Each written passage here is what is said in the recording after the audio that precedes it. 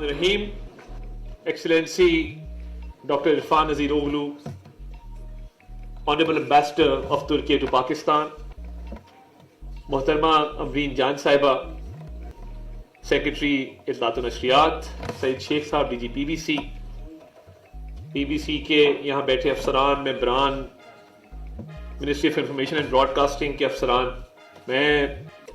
میرے لیے یہ ہمارے انتہائی مسرت کا باعث ہے کہ آج ہم نے تاریخ کا وہ حصہ پریزرو کیا ہے جو ہماری شناخت ہے، جس سے ہم جانے جاتے ہیں، جس سے ہم پہچانے جاتے ہیں کہ پاکستان بننے کی اناؤنسمنٹ سے لے کر آج تک جو ریڈیو پاکستان نے کردار ادا کیا اور اس کا جو تاریخی پس منظر ہے، ہم نے اس کو آنے والے وقتوں کے لیے محفوظ کر لیا. اور یہ جو قومیں اپنے ماضی پر فخر نہیں کر سکتی وہ کبھی ترقی نہیں کرتی.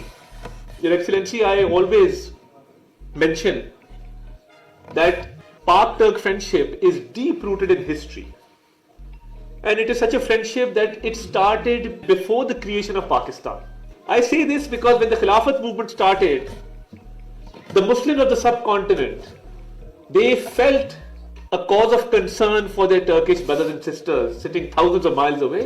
And that's why this friendship, it's not about borders, it's not about boundaries, it's about a heart-to-heart connection between the people of Turkey and between the people of Pakistan. تو آپ دیکھیے کہ ابھی پاکستان مارز وجود میں نہیں آیا تھا اور یہاں کے برے صغیر کے مسلمانوں کو اس بات کا پتہ لگا کہ ترکی کے مسلمان، ان کو ہماری مدد کی ضرورت ہے. عورتوں نے زیور بیچے، لوگوں نے اپنی زمینیں بیچیں، اپنے جو ان کی پوزیشنز تھی وہ بیچیں، اور وہ انہوں نے ترکیہ بھجوایا اپنے بہن بھائیوں کی مدد کے لیے. This is a legacy of the past that we carry forward even today. And one of the few countries where we go as Pakistanis and we feel a sense of ownership, a sense of warmth, and a sense of affection is Turkey. Because whenever somebody asks you in Turkey, where are you from? And we say Pakistan, you can see their eyes light up. You can see a shine in their eyes. So this is something that we are very, very proud of. اور اس بات کی قدر دیکھیے، ترک قوم نے اتنی دہائیاں گزر جانے کے بعد انہیں پتہ ہے کہ یہ برے صغیر کے مسلمان تھے جو آج کے پاکستان میں رہتے ہیں، جنہوں نے ہماری اس وقت قدر کی تھی. تو ہمارے پہ فرض ہے کہ ہم نسل در نسل جو ہے اس محبت کے سلسلے کو، اس آپس میں ایک بھائی چارے کے سلسلے کو آگے بڑھائیں. تو ہمیں بھی ضرورت ہے کہ ہم اس کا جتنا پرچار کر سکیں، اس کو جتنا ہم آگے لے کے چل سکیں، یہ ہمیں کرنا چاہیے. اور اب دور بہت بدل گیا ہے. So we need to tell the people about Pak-Turk friendship, about its historical roots, about what it is supposed to achieve, and how we are intertwined as you know, as two nations and as one people. So people to people contact, cooperation at every level, and we are very thankful to you, to the Turkish government, to His Excellency President Recep Tayyip Erdogan, for all the collaboration and cooperation that is taking place between Turkey and Pakistan. اور یہ جو ٹیکا نے یہاں پہ یہ project کیا، جو ٹرکش کوآپریشن اور کوآرڈینیشن کی ایجنسی ہے، میں سمجھتا ہوں کہ دیکھیے یہ بہت سارے ڈیولپمنٹ کے پروجیکٹس بھی ہو سکتے ہیں اور کر رہے ہیں وہ، بٹ انہوں نے فوکس کیا ایک ہسٹوریکل چیز کو پرزرو کرنے میں، کہ ایک تاریخ کا ایک حصہ ہے جس کو محفوظ ہونا چاہیے. انہوں نے اپنا کردار ادا کیا کہ ہم اس کو محفوظ کریں تاکہ آنے والی نسلیں دیکھیں کہ ریڈیو پاکستان نے کیا کردار ادا کیا پاکستان کی بننے سے لے کے آج تک. اور دیکھیے اب دور بہت بدل گیا. اس وقت تو ٹیلی ویژن بھی یہی تھا، اس وقت کا سوشل میڈیا بھی یہی تھا، اس وقت کی پوڈ کاسٹ بھی یہی تھی، اس وقت کا ویلاگ بھی یہی تھا. ہر چیز جو تھی وہ ریڈیو کے ذریعے ہی تھی. سب سے افیکٹو موڈ آف کمیونیکیشن وہ ریڈیو تھا. میں ریڈیو پاکستان کی نمائندگی کرتے ہوئے یہ شعر ضرور پڑھنا چاہتا ہوں کہ انہوں نے دیکھیں اس چیز کا خیال رکھا کہ ہمارا خون بھی شامل ہے تازین گلستاں میں، ہمارا خون بھی شامل ہے تازین گلستاں میں، ہمیں بھی یاد کر لینا چمن میں جب بہار آئے. تو یہ آج چمن میں بہار آئی ہے تو ہمیں اس چیز کا زیادہ خیال ہے کہ ریڈیو پاکستان کے حوالے سے ہمیں اس سلسلے کو آگے لے کر چلنا ہے. ہمارے آرکائیوز پریزرو ہوئے. قائد اعظم محمد علی جناح کی تقاریر ہم نے سنی کہ وہ جو ریڈیو پہ براڈ کاسٹ ہوئی. اور جتنے بڑے بڑے آرٹسٹ، سنگرز، اس ملک کے فنکار جنہوں نے بین الاقوامی سطح پہ اپنا نام بنایا، پاکستان کی انہوں نے بیرون ملک جا کے پاکستان کی شناخت بنائی، پاکستان کی عزت میں اضافہ کیا، جن پر ہمیں بڑا فخر ہے، میجورٹی نے ریڈیو پاکستان سے سٹارٹ لیا. اور میں یہ سمجھتا ہوں کہ جو کردار ادا کیا جا سکتا تھا، دیکھیے ایک ہوتا ہے موڈ آف کمیونیکیشن، اس کے علاوہ وہ اویئرنیس کیمپینز ہوں، وہ جنگوں کے دوران قوم کا، افواج کا حوصلہ بڑھانا ہو، وہ انٹرٹینمنٹ ہو، وہ آپ کی اکانومی ہو.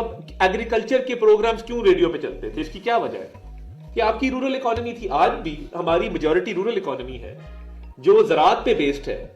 تو ایگریکلچر کے پروگرام کی ضرورت اس لیے پیش آئی کہ آپ کی اکانومی کی بیک بون کو سٹرونگ کیا جائے.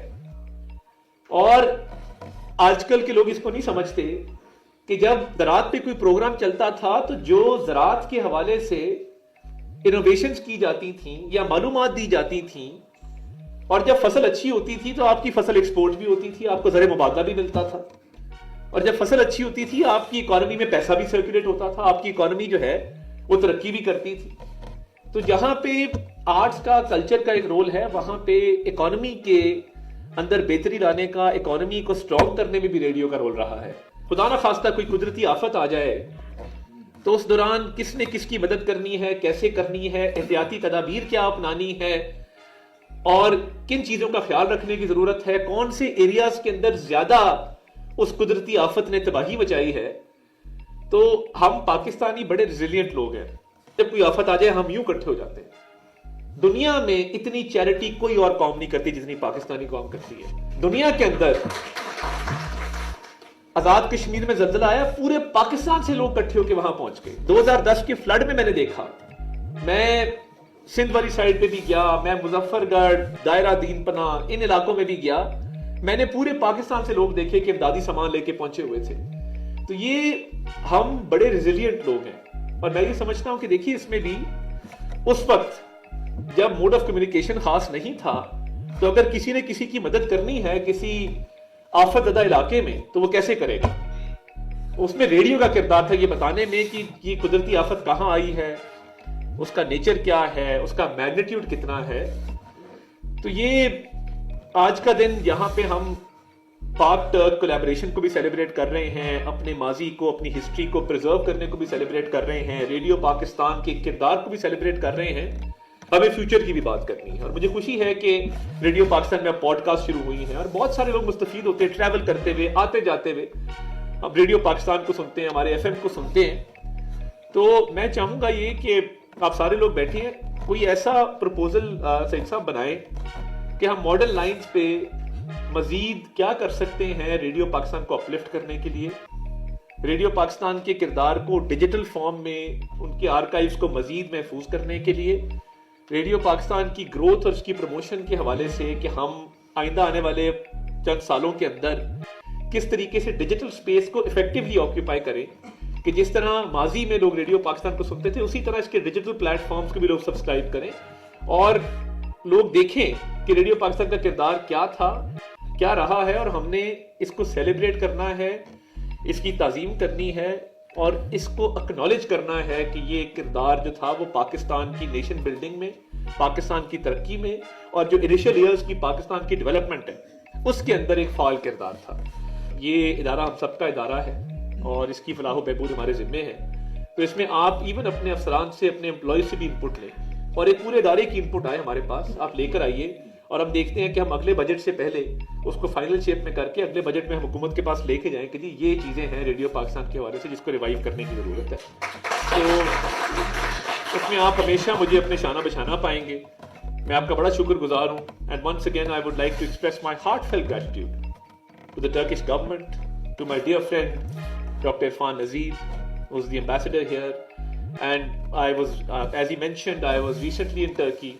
I visited their TRT World. I visited their Ministry of Information, and we discussed strategic communication. And you know, when I was in Turkey and I went to TRT World, they presented me with a souvenir.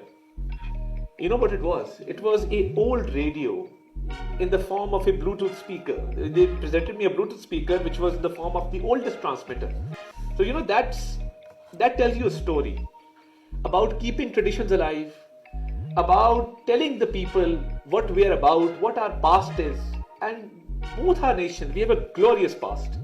The only thing is that we need to celebrate it, we need to move forward together for a prosperous future for the people of our country, and we need to have a positive outreach towards our people and modes of communication. With that, I thank you very much. Pak Turk Friendship Zindabad. Yasha Sin Turkey hai, Yasha Sin Pakistan.